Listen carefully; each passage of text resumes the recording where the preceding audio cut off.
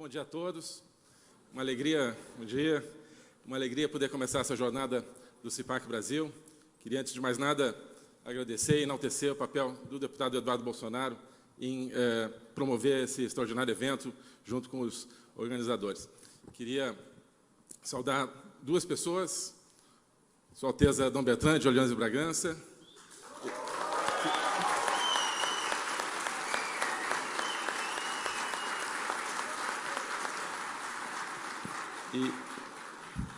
e a minha mulher, Maria Eduarda,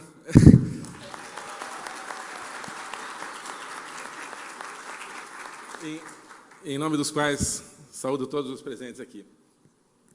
Eu gostaria de começar perguntando, o que nós queremos? O que nós queremos, nós que estamos aqui reunidos? E eu proponho uma resposta que eu vou tentar comentar. A resposta seria, nós queremos mudar o mundo. Nessa resposta, nós temos três termos, né? Sujeito, verbo e predicado. Nós, mudar e o mundo. Então, tentar analisar um pouco cada um desses elementos. Então, quem somos nós? Quem somos nós, conservadores? Nós, acho que, antes de mais nada, somos um conjunto de pessoas que descobriram o prazer de pensar, que descobriram o Logos, a palavra, como fonte da verdade, e a verdade como busca permanente da verdade. Sei que nem todos aqui somos cristãos, mas acho que muitos de nós somos cristãos, e o cristianismo não é o enunciado categórico de uma verdade, ou não apenas, mas é uma busca da verdade, um diálogo permanente entre o ser humano e o mistério que o habita.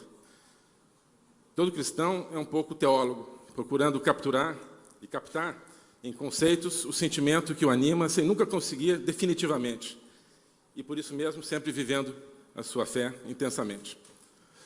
O Papa Emérito Bento XVI, no seu livro Introdução ao Cristianismo, diz que o credo de Nicéia, é uma espécie de um salto no escuro, uma proposta que nós nos colocamos, e não uma imposição.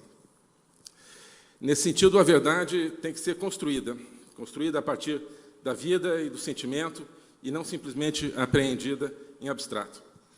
Quando Pôncio Pilatos pergunta a Jesus o que é a verdade, quid est veritas, Jesus não responde, como se ele dissesse, olha, se vira, você descobre.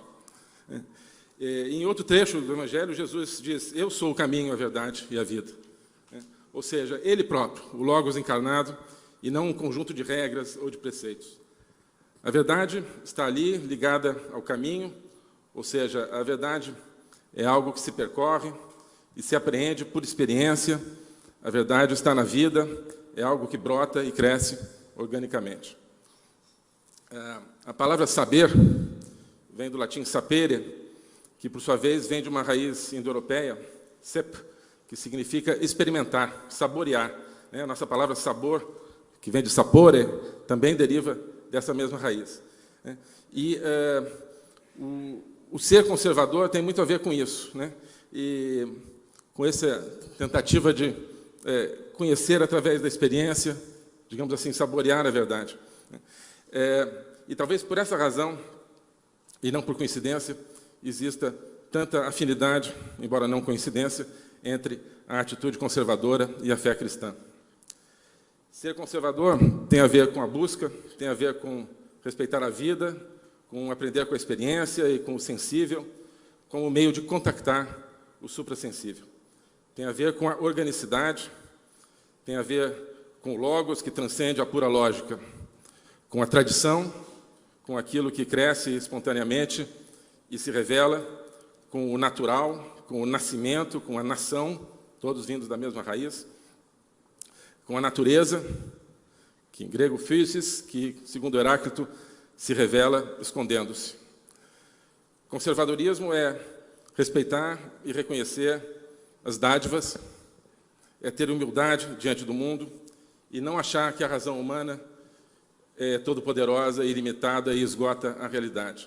Essa humildade, às vezes, nos vale a pecha de irracionalistas ou antirracionalistas. E não se trata absolutamente disso, não se trata de negar a razão, mas de negar que a razão seja tudo. Negar que a economia seja tudo, negar que a relação de classes seja tudo, negar que o ser humano seja tudo, negar que o planeta seja tudo, e assim por diante. Só tudo é tudo. Isso é o que disse uma vez um certo escritor conservador, há muitos anos, quando eu ainda nem sabia que era conservador. E nem sabia que um dia estaria aqui falando com os senhores.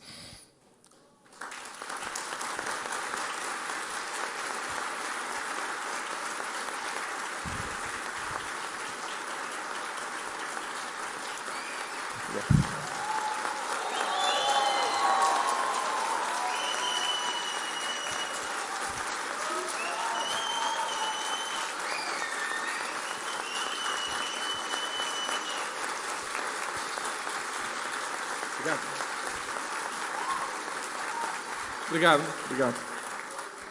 Muito obrigado. Só tudo é tudo poderia ser uma das definições do conservadorismo, dessa atitude de humildade intelectual diante da dádiva do mundo e da incompletude da razão. Isso tudo constitui esse apego e esse respeito do conservador pelas tradições, pela cultura, pela família, etc.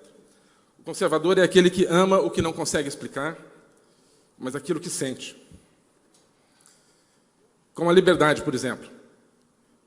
Como dizia Cecília Meirelles, liberdade é essa palavra que não há quem explique e não há quem não entenda. Por isso tudo, o conservador é o sujeito menos preconceituoso que existe. Os nossos adversários é que gostam de pensar por preconceitos, por rótulos, por estereótipos, por palavras de ordem, por clichês. Para os nossos adversários, existe o gay, existe a mulher, existe o operário. Antigamente, se falava o operário, o camponês. Para nós, conservadores, existe essa ou aquela pessoa. Homens e mulheres, gays e heterossexuais, trabalhadores no campo, na indústria, etc., etc. Cada um com a sua personalidade, cada um com o seu pedaço de verdade insubstituível. O esquerdismo é totalitário por isso, porque quer totalizar o indivíduo a partir de uma de suas qualidades ou de uma de suas características, seja a sua posição social, seja a sua orientação sexual, etc., etc. Mas nós dizemos, só tudo é tudo. Aliás, acho que nem mesmo tudo é tudo. E esse algo que falta em tudo, talvez seja Deus, ou pelo menos a abertura para Deus. Dizem que existe, alguns dizem que existe, um totalitarismo de esquerda e um totalitarismo de direita. Isso não é verdade. O totalitarismo é o oposto do conservadorismo. Então, se nós definimos, como temos que definir que o conservadorismo é a direita, a verdadeira direita, todos os totalitarismos estão do outro lado, estão na esquerda.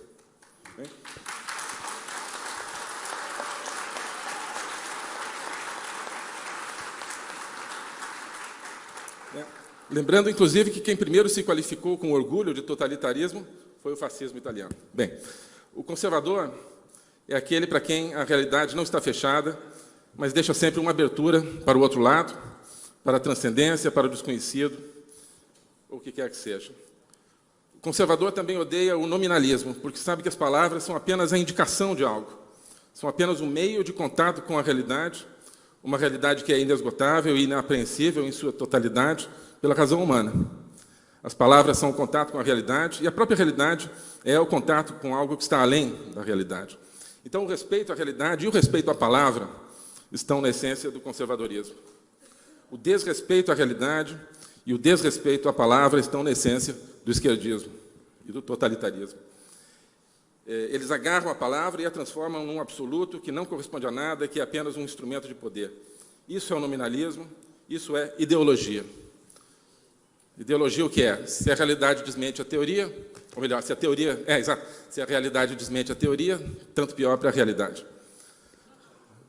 Por exemplo, a esquerda diz, nossa casa está em chamas. Our house is burning. Então, o que é a realidade? Bom, em primeiro lugar, não é a sua casa.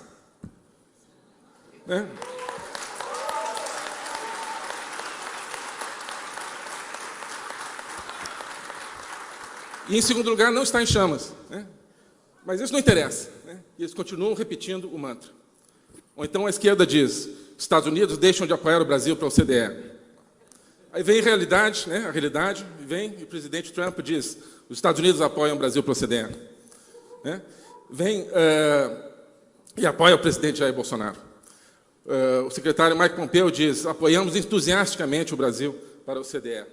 E o que a ideologia faz diante desses fatos? Reconhece? Não. Reconhece o erro? Nunca. Apenas metamorfoseia a mentira. A direita, o conservadorismo, significa humildade diante da realidade, palavras como instrumento para a busca da verdade. A esquerda, a ideologia, significa arrogância diante da realidade, utilização das palavras como escravas da ideologia e mecanismos de controle mental.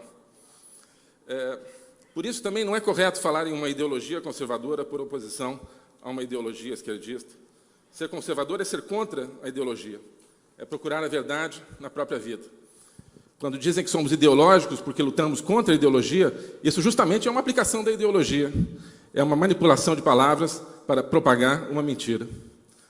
Hoje, no mundo, nós temos o embate entre a verdade, ou seja, o exercício humilde da busca da verdade, respeitoso diante da realidade, da linguagem, das tradições e sabedorias herdadas, respeitando os indivíduos com seus sentimentos e experiências únicas.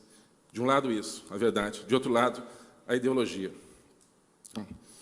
Então, eu acho que isso é um pouco do que somos nós. E o mundo esse que nós queremos mudar. O mundo hoje é fundamentalmente isso, a verdade contra a ideologia. O mundo de hoje começou, acredito, no século XVIII, com os iluministas, Voltaire e sua turma. Voltaire começou a querer lacrar, né?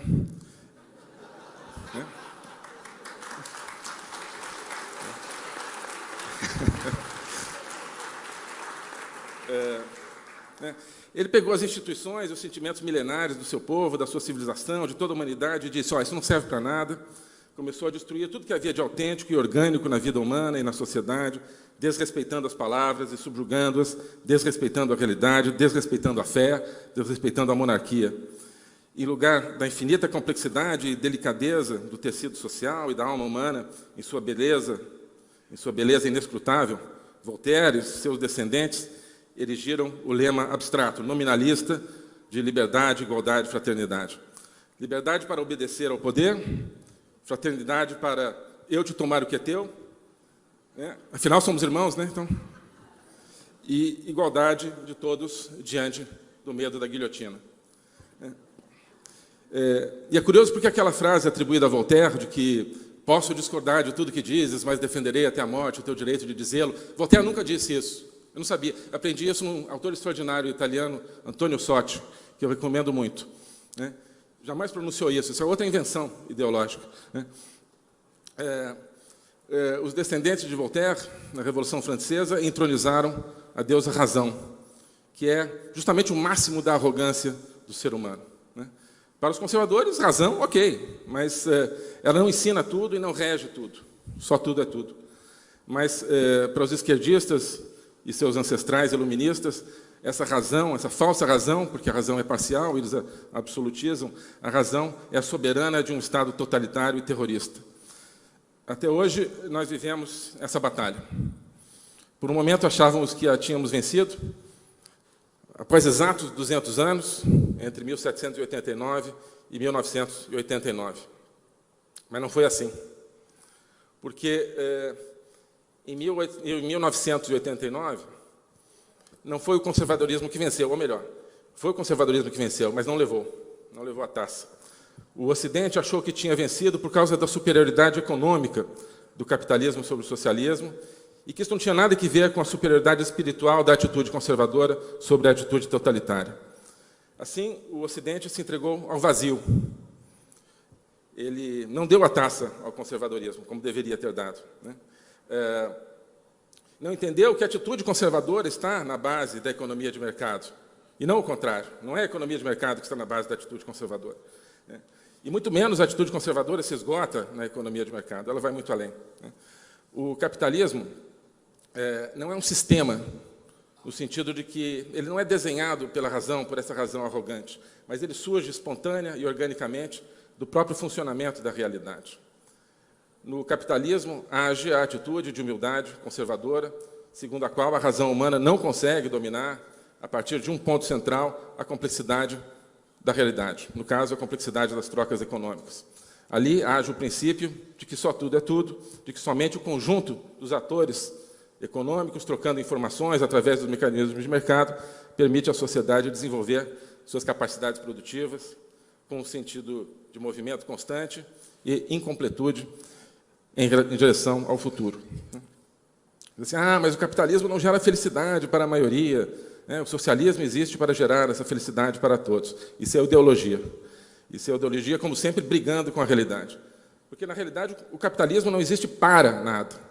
E, justamente por isso, porque não funciona num circuito fechado, submetido a Deus, a razão, o capitalismo acaba permitindo que mais pessoas, pelo menos, busquem a felicidade.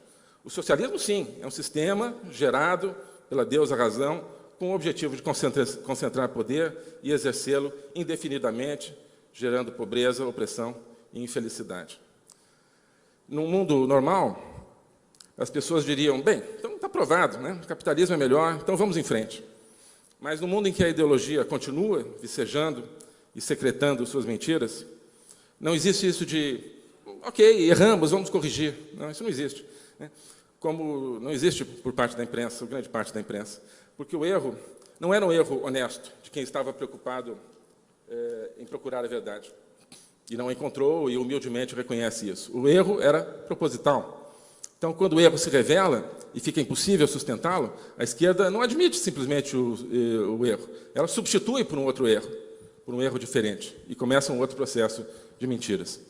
Quando os erros do sistema econômico socialista ficaram evidentes, a esquerda mudou de erros. Criou a ideologia de gênero, criou todo o aparato do politicamente correto, recriou a raça como fator determinante do ser humano, o racialismo, e criou o climatismo. Aqui é importante dizer o que a gente entende por climatismo. Eu diria que o climatismo está para a mudança climática, assim como o globalismo está para a globalização. Globalização é um fenômeno econômico que foi capturado por uma ideologia. Isso se tornou o globalismo. A mudança climática é a mesma coisa, é um fenômeno que precisa ser estudado e deveria ser estudado de maneira serena, racional, mas também foi capturado por uma ideologia. Então, é preciso discutir a mudança climática.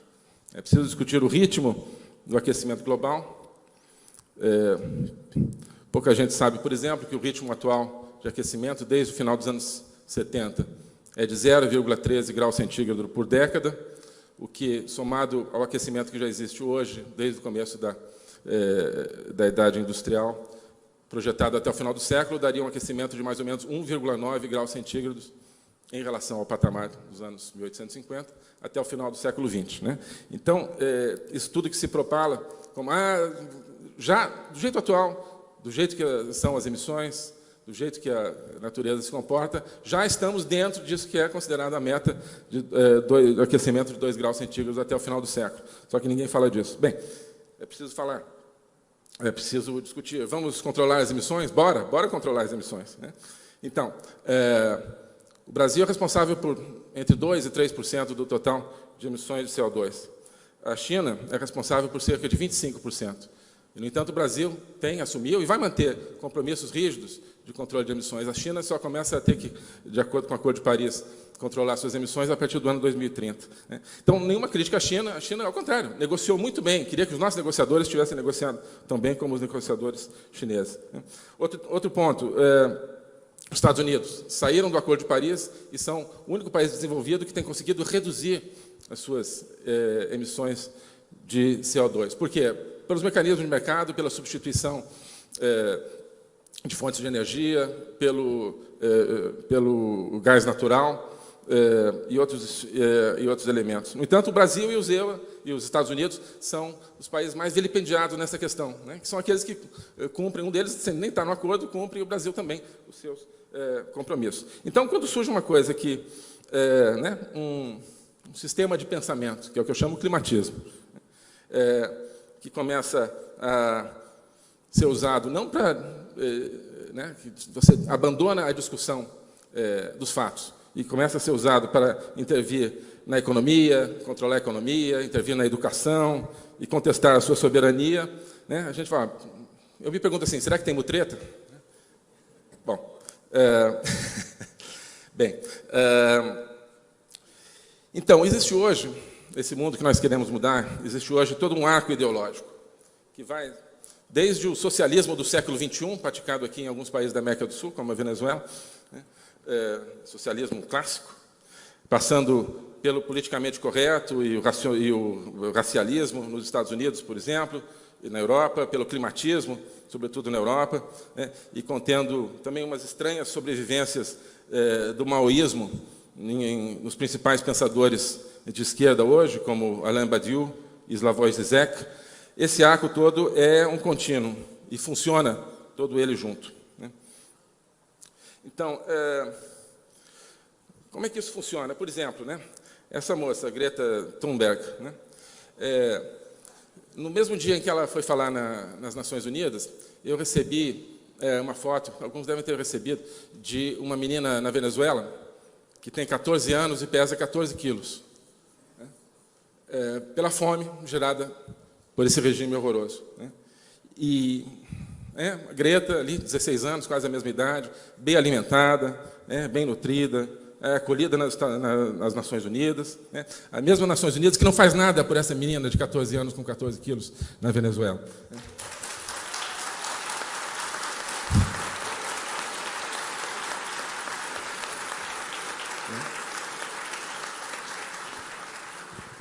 Nações Unidas que não fazem nada contra Maduro, que aceitam a candidatura de Maduro ao Conselho de Direitos Humanos das Nações Unidas, onde não vai entrar.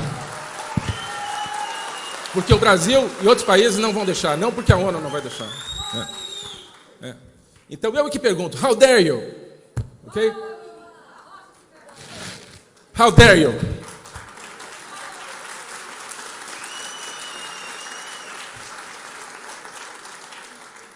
Então, eu é que pergunto, né? Eu é que pergunto isso. É claro que existe um arco reunindo todos esses elementos da ideologia. E esse arco está funcionando em uníssono contra o Brasil. Cadê o... Por quê? Porque o Brasil é um país conservador, né, que está enfrentando esse arco de frente, em toda a sua extensão, né? Nós imaginaríamos que esse novo Brasil deveria ser acolhido e elogiado nesse mundo das democracias liberais, por ser uma democracia liberal, vibrante, uma economia que se abre ao mundo e que cuida do seu povo, que cuida, inclusive, do seu meio ambiente, muito mais do que antes, né? Imaginaríamos que o Brasil deveria ser acolhido no mundo dos direitos humanos, porque luta pela liberdade, democracia e direitos humanos na Venezuela e em tantos outros lugares. Mas não, né? Nenhuma dessas cartas serve. A carta que serve é aquela que sempre é usada para nos atacar, que hoje é a carta ambiental. Então, esse mundo, esse arco ideológico do cinismo, é aquilo que nós queremos mudar. E como fazê-lo? Então, mudar. Como? Acho que, como bons conservadores, nós não temos um programa único e rígido, né? Mas nós precisamos de algumas coisas. Precisamos, em primeiro lugar, pensar no empresariado. Repetindo, o conservadorismo é a base da livre empresa, é a base da economia de mercado, mas o problema é que a própria livre empresa tem sido penetrada pela ideologia esquerdista, né? A gente fala muito da penetração gramsciana nas escolas, nas igrejas, nas associações, mas existe a penetração gramsciana nas companhias privadas. O climatismo e a ideologia de gênero estão fazendo isso. Então, precisamos mostrar às empresas a verdade, quem está do lado da liberdade econômica, que somos nós. Nós vimos isso, por exemplo, anteontem, aqui em São Paulo, no Fórum de Investimentos do Brasil, com o setor privado, investidores de todo o mundo. As pessoas estão acordando, estão entendendo que somos nós que estamos do lado da liberdade econômica, assim como estamos do lado da liberdade política, por causa, e não apesar, por causa da nossa essência conservadora, né?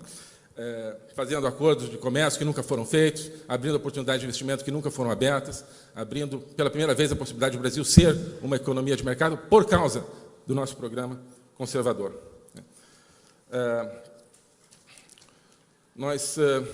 Outro ponto, nós precisamos trabalhar incansavelmente, 100%, 24 horas por dia, na liberdade da internet.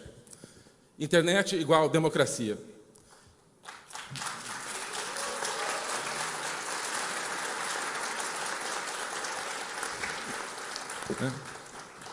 E a democracia, quando deixada funcionar, quando se deixa a democracia funcionar, ela sempre apontará no sentido da atitude conservadora. Outra coisa, precisamos denunciar, como estou fazendo aqui, a ideologia de gênero e o climatismo, né? Que são hoje o mecanismo pelo qual o programa esquerdista ocupa esse arco ideológico de que nós estamos falando. Nesse ponto da economia, nós precisamos consolidar a aliança liberal-conservadora. Eu comecei a falar disso em janeiro, fevereiro desse ano, cada vez mais estou convencido, acho que cada vez mais as pessoas estão convencidas disso, né? Precisamos mostrar que isso não é acidental, que o liberalismo econômico ele tem a sua casa no conservadorismo. Outra coisa, precisamos entender que o esquerdismo é e sempre foi global, né? E criar também as nossas redes mundiais, não globais, mas mundiais, respeitando as individualidades, as nacionalidades, né? Não podemos continuar lutando cada país em separado. Precisamos entender o globalismo como substituto do comunismo. Precisamos recuperar a bandeira da economia de mercado, como eu dizia, né? Mas não caindo no erro de achar que tudo é economia, e sim trabalhando na cultura e, a partir daí, na economia. Isso acho que é outra essência do conservadorismo. É entender que o centro está na cultura lato sensu, filosofia, pensamento, né? Porque a sua estrutura metafísica de pensamento é que gera a sua atitude, e essa atitude é que gera a sua ação na economia. Precisamos entender essa conexão entre os vários pontos do arco ideológico globalista, socialismo do século XXI, politicamente correto, climatismo, esse neo-maoísmo de que eu falei. Precisamos de um sistema de comércio mundial que favoreça a democracia e a liberdade, e não um sistema cego aos valores, pois um sistema cego aos valores acabará sempre favorecendo os valores errados, contrários à liberdade. Precisamos ter nas nossas mãos a bandeira da revolta, a bandeira da indignação, a bandeira da transformação, com toda a sua energia. A bandeira da justiça, porque a justiça é aquilo que fala ao coração humano e ao direito natural, que faz parte do sentimento conservador. Precisamos ter nas nossas mãos, como temos, a bandeira da nação, do princípio nacional, a bandeira da soberania, a bandeira dos verdadeiros direitos humanos, a bandeira da proteção ambiental verdadeira, né? Os que somos cristãos precisamos empunhar a bandeira da fé em Jesus Cristo, né?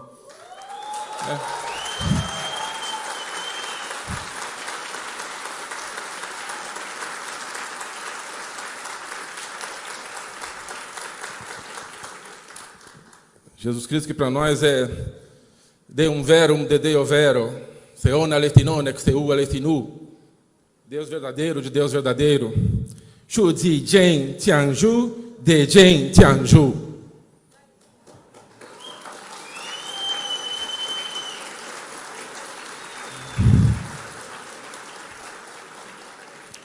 Os católicos precisamos empunhar a bandeira da Virgem, hoje, dia 12 de outubro, dia da padroeira do Brasil.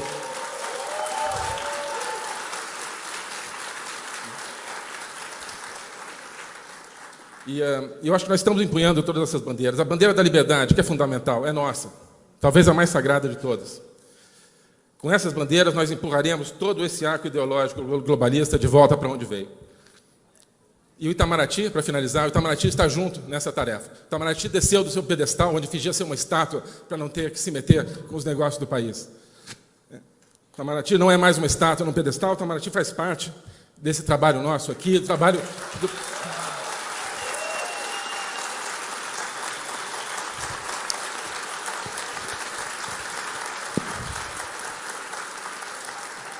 O Itamaraty está junto com o povo, está junto com o Brasil, junto com o presidente Bolsonaro, junto com a brava gente brasileira. Muito obrigado.